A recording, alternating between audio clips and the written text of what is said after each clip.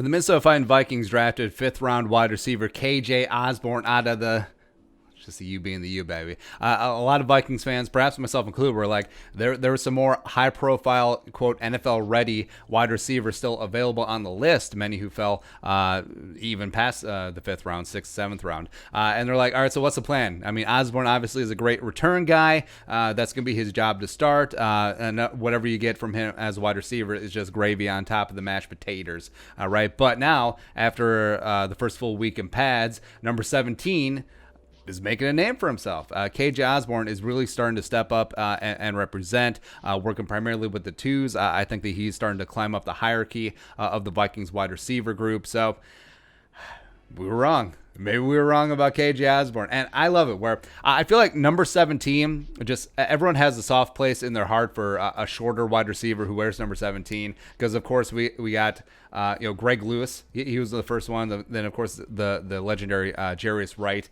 Kendall Wright didn't work out, but So I'm in on KJ Osborn, and I love him. So let's talk about him today. Background: 5'11", 203, was a redshirt senior coming out of Miami. He was at the University of Buffalo, a little bit of a late bloomer. 2018, the season where all the Tyree Jackson, the Buffalo Bulls hype got started. He had 53 catches, 859 yards receiving, 7 touchdowns. Didn't declare, decided to grad transfer one more season down in Miami. The Hurricane receiver put up 50 catches, 547 yards receiving, and 5 touchdowns. But where his bread was buttered, he was phenomenal in the return game. Has a career 12.1 yards per punt return, as well as a career 19.6 yards per return on kick returns. And Miami used him in some interesting ways. So they actually used Osborn more like you would expect a larger receiver to. So he played some slot. He played on the outside. The Hurricanes really like using him on back shoulder throws, as well as just really getting him involved, slants, crossers, things to get him going, run after catch, trying to get him full speed and utilize his talents. And it worked. And so far, the Vikings, they're passing him. Of course, it's going to be a lot of vanilla stuff on the install, but it is a lot of crossers. It is a lot of play action. It is a lot of 17 getting open the middle of the field, as well as quarterback Sean Mannion getting him in stride. All right, so maybe we're really just hyping up Sean Mannion. It's great. Plus, given his size, 203 at 5'11", that's pretty stout, pretty compact. He does have a pretty thick body style. Now, it's not quite Percy Harvin-ish. Actually, I think he's a little bit stouter than Percy Harvin. But you look at guys like Devin Duvernay, the slot receiver from Texas.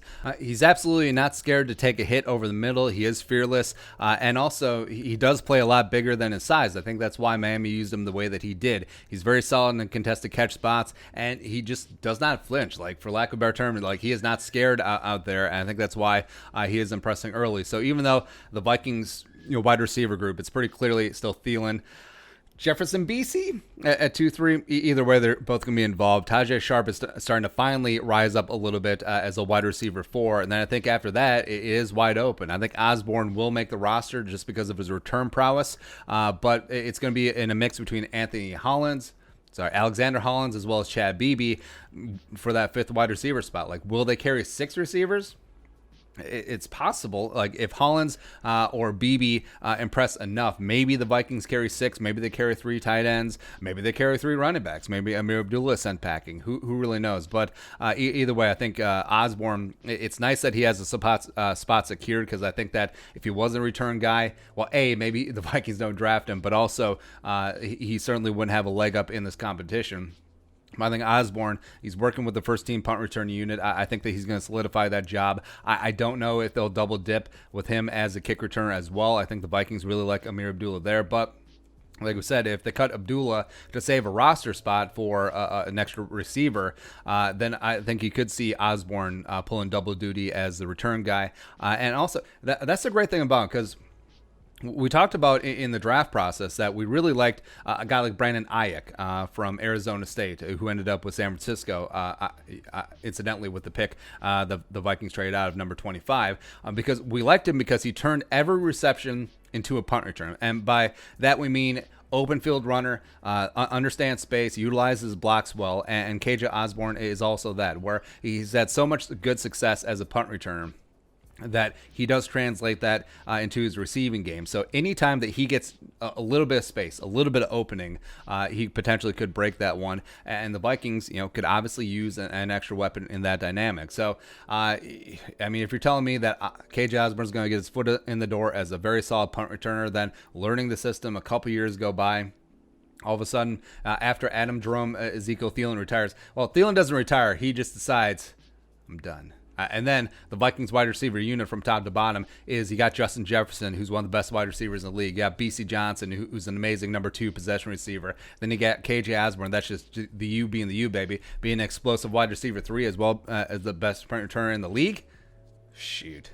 I'll take that.